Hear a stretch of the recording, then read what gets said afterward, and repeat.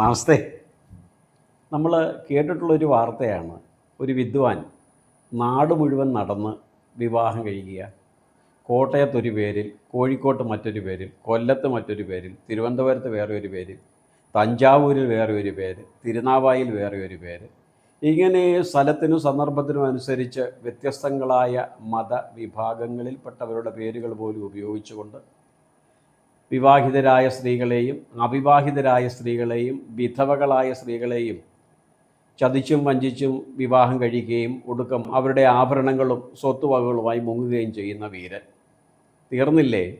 അതിന് തൊട്ടുപുറകെയോ അല്ലെ അതിനു മുമ്പോ മറ്റൊരു വാർത്തകൾ നമ്മൾ കേട്ടിട്ടുണ്ട്. വിവാഹം തൊഴിലാക്കിയ സ്ത്രീ നാടിൻ്റെ പല ഭാഗത്തും നടന്ന് വിവാഹിതരായ പുരുഷന്മാരെയും അവിവാഹിതരായ പുരുഷന്മാരെയും ഒക്കെ വലവീശി പിടിച്ച് അവരോടൊപ്പം കുറച്ച് നാൾ കഴിയുകയും പിന്നെ അവരുടെ സ്വത്ത് സമ്പത്തും അപഹരിച്ചു കൊണ്ട് മുങ്ങുകയും ചെയ്യുന്നവർ. പിന്നെയോ വേറെ ചില വാർത്തകൾ നമ്മൾ ശ്രമിക്കും.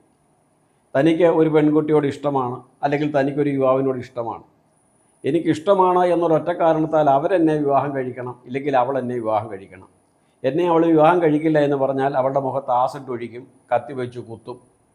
ഇനിയോ എന്നെ അവന് വിവാഹം കഴിക്കില്ല എന്ന് പറഞ്ഞാൽ അവനെ ചതിയിൽപ്പെടുത്തിയും വഞ്ചനയിൽപ്പെടുത്തിയും കേസിൽപ്പെടുത്തിയും ശാരീരികമായ ഏതെങ്കിലും രീതിയിൽ കൊട്ടേഷൻ കൊടുത്തും അവനെ ഒതുക്കും.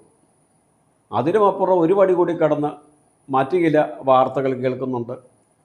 വിവാഹത്തിന് ശേഷം താൻ പ്രതീക്ഷിച്ച രീതിയിലുള്ള ഒരു ഭർത്താവല്ല ലഭിച്ചത്, തൻ്റെ പൂർവ്വ കാമുകനോടൊപ്പമോ അല്ലെങ്കിൽ കാമുകിക്ക് തുല്യമായോ ഉള്ള സുഖത്തെയും തലത്തെയും അല്ല പ്രദാനം ചെയ്യുന്നത് എന്ന് ചിന്തിച്ചുകൊണ്ട് പൂർവ്വ കാമുകൻ്റെയോ പൂർവ്വ കാമുകിയുടെയോ സഹായത്താൽ തൻ്റെ നിലവിലെ ഭാര്യയെയോ ഭർത്താവിനെയോ കൊല്ലാൻ ശ്രമിക്കുന്നവർ. ഇത്തരത്തിലുള്ള വാർത്തകൾ യാതൊരു പഞ്ഞവും ഇല്ലാതെ നമ്മുടെ സമൂഹത്തിൽ നിറഞ്ഞു വരുന്നു. കാലദേശങ്ങൾക്കൊക്കെ അപ്പുറമായി ഇത്തരം വാർത്തകൾ. സംഭവം മോഡേൺ ടെക്നോളജിയാണ്, ആധുനിക ലോകമാണ്, മൊത്തം സയൻറ്റിഫിക്കാണ്. പക്ഷേ മനുഷ്യൻ്റെ മനസ്സ് കൂടുതൽ കൂടുതൽ മലീമസമാകുകയാണോ, ഇടുങ്ങിയ തലത്തിലേക്ക് മാറുകയാണോ എന്ന് ചിന്തിക്കേണ്ടിയിരിക്കുന്നു. ഏതായാലും ഇത്തരത്തിലുള്ള സ്വഭാവ വ്യക്തിത്വങ്ങൾ മഹിതയായാലും മഹാനാണെങ്കിലും അവരെ രാമായണം വിളിച്ച പേരാണ്. നല്ല മനോഹരമായൊരു പേരാണ്, നമ്മളിൽ പലർക്കും അറിയാവുന്നൊരു പേരാണ്, വളരെ ഫേമസ് ആയിട്ടുള്ള ഒരു പേര് തന്നെയാണ് ശൂർപ്പണഖ.